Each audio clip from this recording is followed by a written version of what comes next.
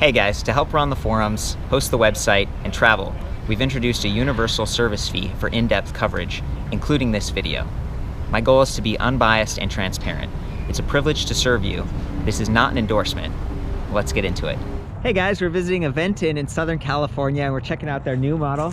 This is the Pace 350, a little bit more affordable than the 500 back there. Mechanical disc brakes instead of hydraulic, but there's still 180 millimeter rotors on these things. Pretty nice.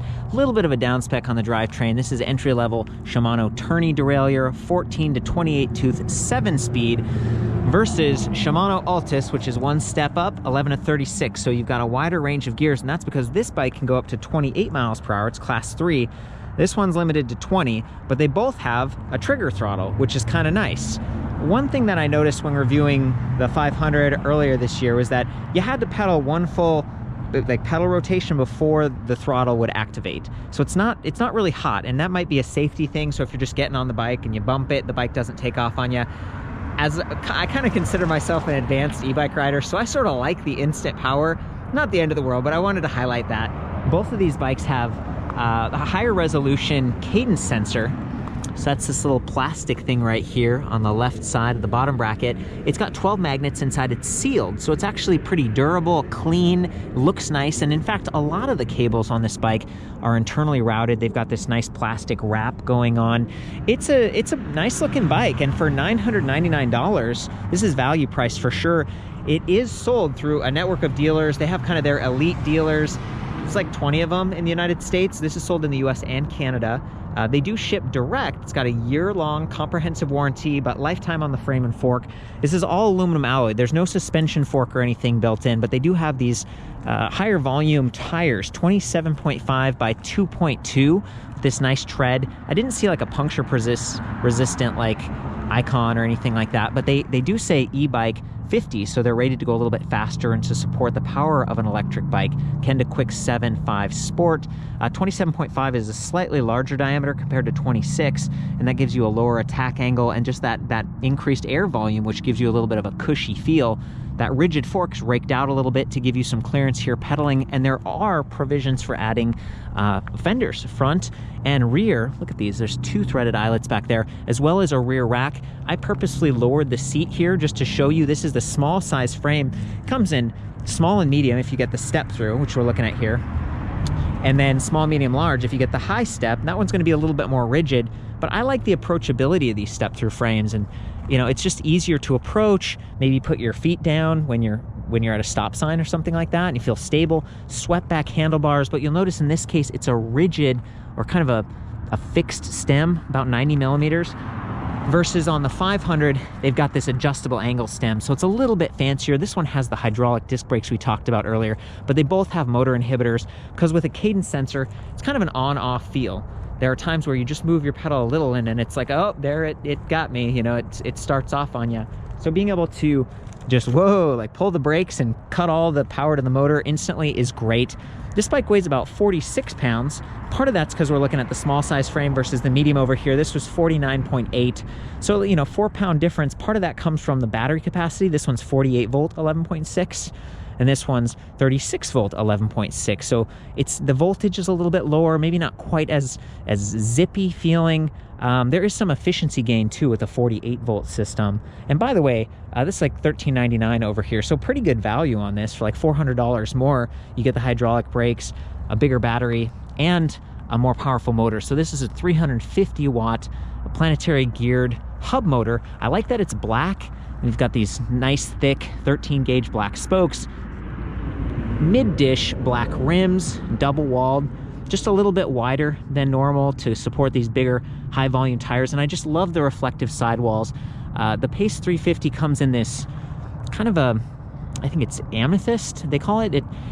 We're actually looking at like a pre-production frame here. So they said it's going to be a little bit richer, kind of like a dark wine colored red instead of this kind of pink that you're seeing here. And then it'll also come in the chalk white, but it's a glossy white, and then a metallic dark blue is what they said. So that's cool. And then again, that varies depending on the frame. So if you get the high step, it comes in white or dark blue. If you get the step through, you can get this rich red, kind of got a metallic tinge to it as well. And I want to point out that, you know, we were talking about comfort and a rigid frame, rigid fork and everything like that. The Velo saddle does feel pretty nice. It's got some rubber bumpers. We got the locking rubber grips. That's a nice little upgrade. They aren't really branded, but they are locking, which means they won't like twist when you bear down on them.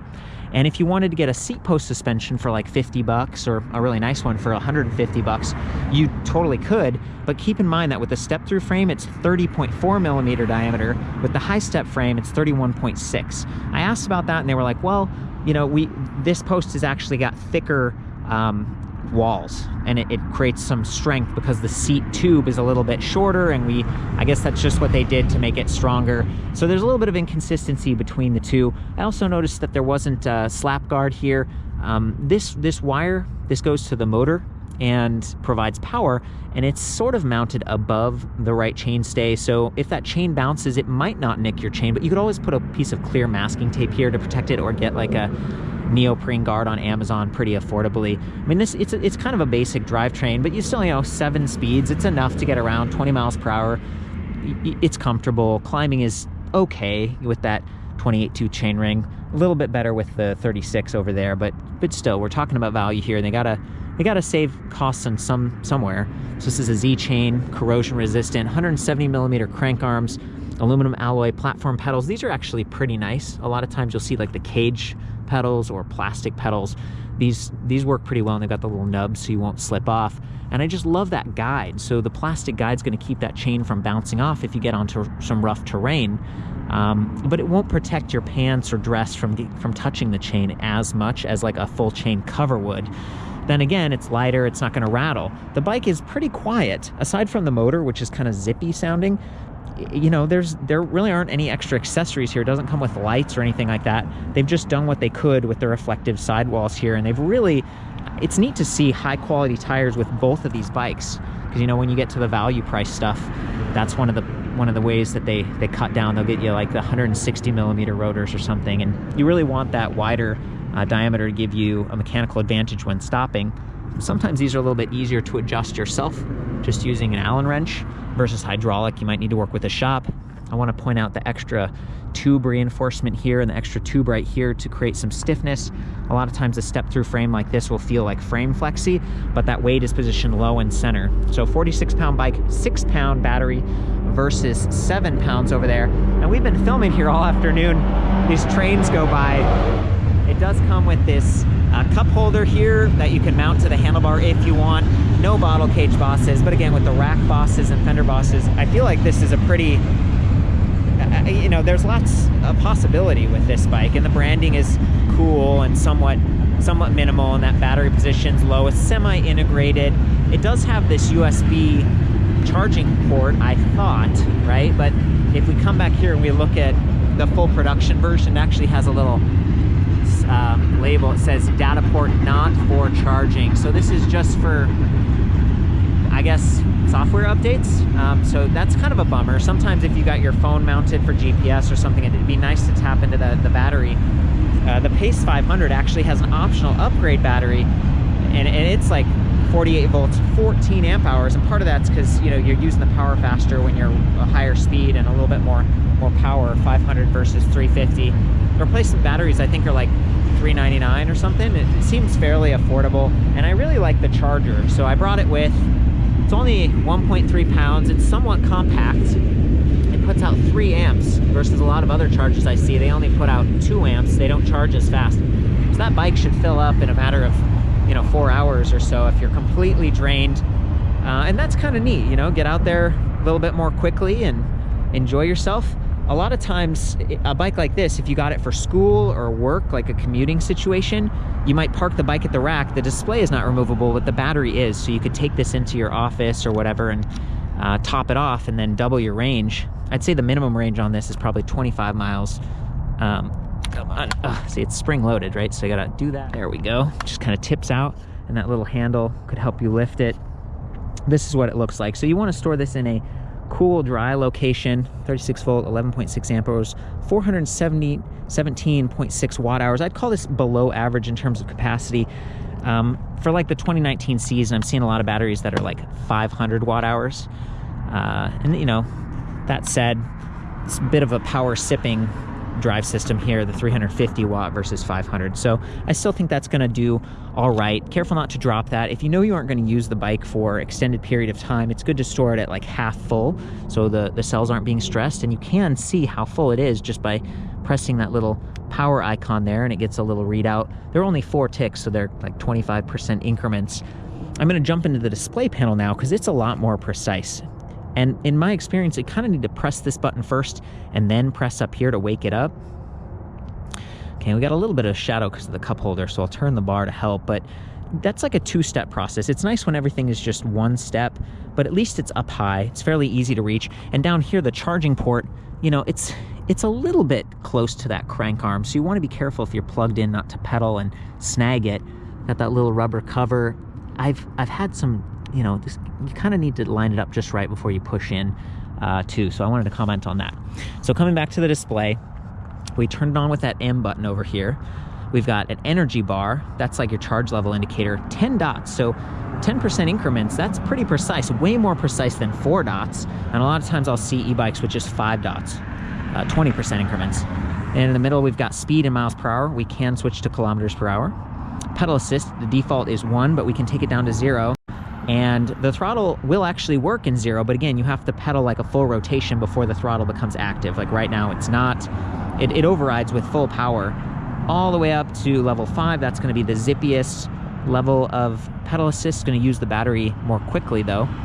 And then down here where it says odometer, if we press the M button, it cycles through to trip A, trip B, voltage for the battery, timer, and then it loops back around.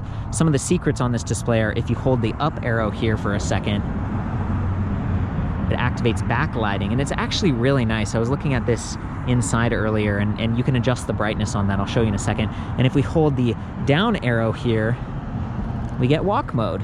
That could be useful if maybe you got a flat tire, or you got a bunch of cargo, or you're just walking with a friend through the park and it's not an appropriate place to ride.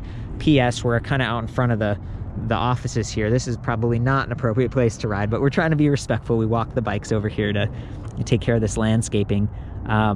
When you're ready to look at deeper settings on this, you can hold the up and down arrows together. And now it says, okay, backlighting, we're at level 2. Level 3 is the brightest. We'll press the M, and then it says units, so we're in miles right now, but we could go to kilometers if we wanted. And then we've got 36, that's the battery voltage. 27.5, that's the wheel size. 32 kilometers per hour, so that's like the 20 mile per hour top speed. You could actually lower this, and that's the cool thing. Maybe you want the hydraulic disc brakes and some of the other upgrades over there, the power for climbing, but you don't want the higher speed. You can lower the top speed with this display, which is so cool. So it kicked us out of the settings, so I'm gonna hold the thing again. There we go, 32, so I could take it down if I wanted, just to maybe save the battery capacity and be a little more mellow. And then back to backlighting. Okay, so we're good. When you're ready to get out, you can hold the power button for a second, and then it bounces you back. That's it, you guys. That's a kind of a quick look at the Aventon Pace 350. I'm stoked on this bike. I think it's a great value. This is the same company that had made Populo a while back, and it's so neat that they sell through stores, and that their stores are supposed to be carrying like several models, some of the different colors, some of the different sizes, so you can actually go check it out. They're trying to hit the major metropolitan areas.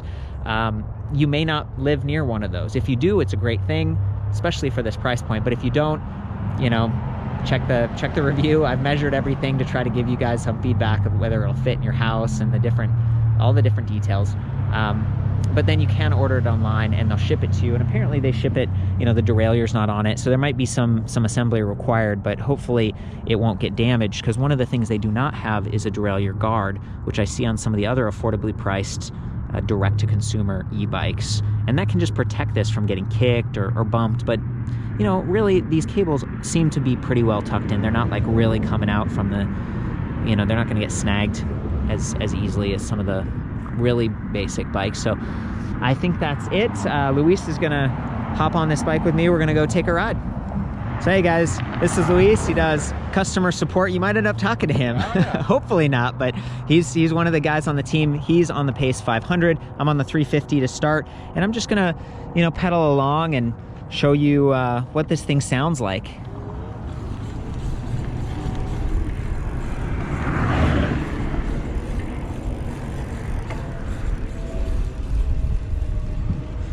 pretty quiet, even in assist level 5, and the bike feels fairly steady. I'm not getting like speed wobble or anything.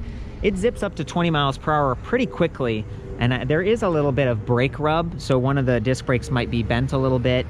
They set this up for me to try to, you know, do a review, and I think they did a really good job. But that's one of the things to keep in mind if you're purchasing this and having to set it up yourself, is just that experience that goes into getting everything just right and some of the tune-ups and stuff.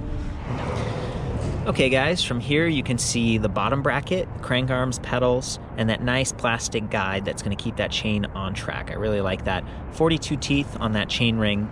And then back here, we've got the more entry-level Shimano tourney derailleur. It's not super tight, so the chain could bounce around a little bit. We don't have a slap guard, not the end of the world.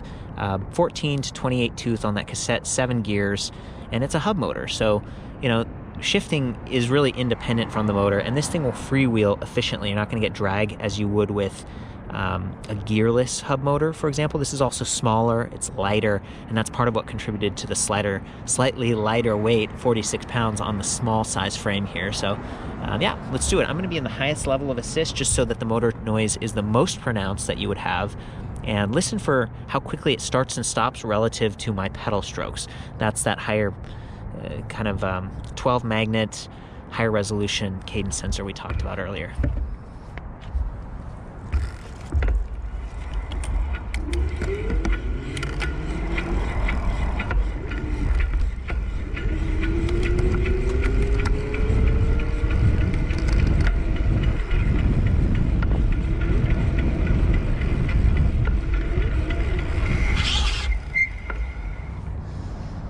I kind of maxed it out. We were in the highest gear there, and it's probably about right for a class 2 electric bike, meaning 20 mile per hour top speed with a throttle. I'm going to do that again. This time I'm going to use the throttle once I get that full pedal rotation, just to let you hear the motor all on its own.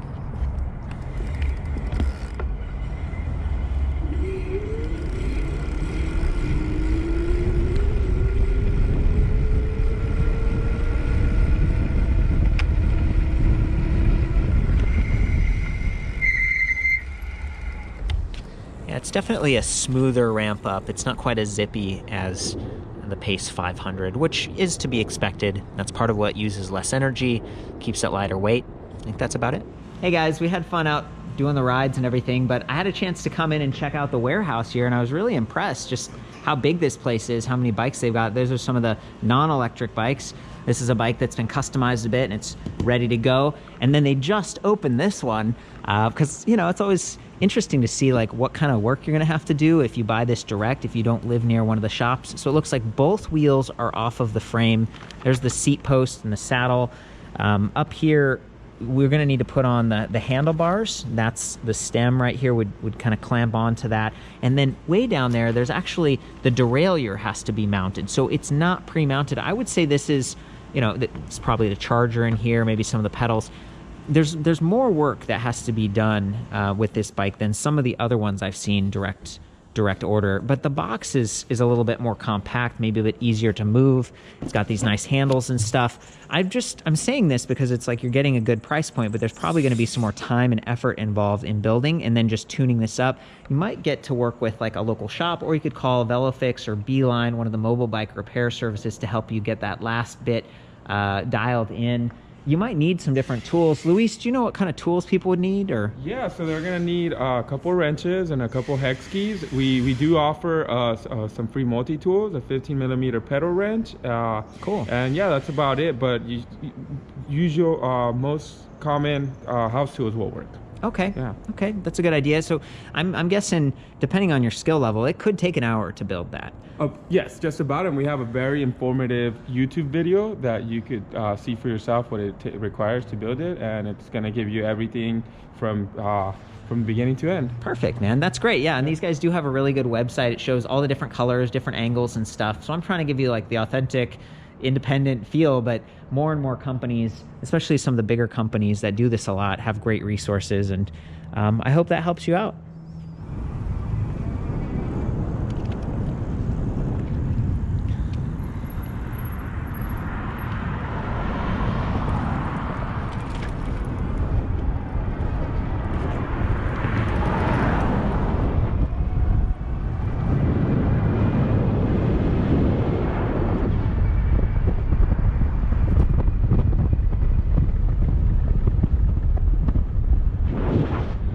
Pretty cool. You know, I'd say that these bikes are using proven technology, stuff that's not quite as sophisticated and maybe responsive as like a torque sensor or a multi-sensor, but it works pretty well. You know, we hear a little bit of brake squeak. That's probably because these are brand new. If you are building the bike yourself, try not to touch the rotor because the oils from your fingers can cause a little bit of that squeaking. Do you have any feedback on that? Yeah, it needs to bed in before. So it's usually what happens with most of the disc brakes that we encounter. So it's new, basically. It's new, brand new. It's got 0.4 miles. Oh man, it's all you, buddy. Yep. That's awesome. What do you think about a bike like this? I loved it when I commuted for about 1,000 miles, and it was just great. It usually takes me 40 minutes to ride on my regular pedal bike, but I was here in 25 minutes. That's awesome. Yeah, it's just super fast. Well, and the comfort on this, I categorize this as like a city bike, but also maybe a cruiser because it's a little bit more upright. Not quite as adjustable as this one with that fancy stem, but with the bigger tires and stuff, I mean, it's a solid bike. Very comfortable. It's yeah. not too And bad. These handlebars, it's just everyone loves these style handlebars. It's just gives you that nice back feeling where you're just comfortable all around. And you can see your buddies. So we're like looking at each other instead of leaning way forward and getting back and neck sensitivity. I think that's it, you guys. I'm gonna have all the details back at the website. And I do have like a forum section for Aventon, so you could chime in if maybe you've purchased one of these bikes or you have some questions. My goal is to help you, but your comments help everyone. So feel free to chime in and have a great day. Ride safe.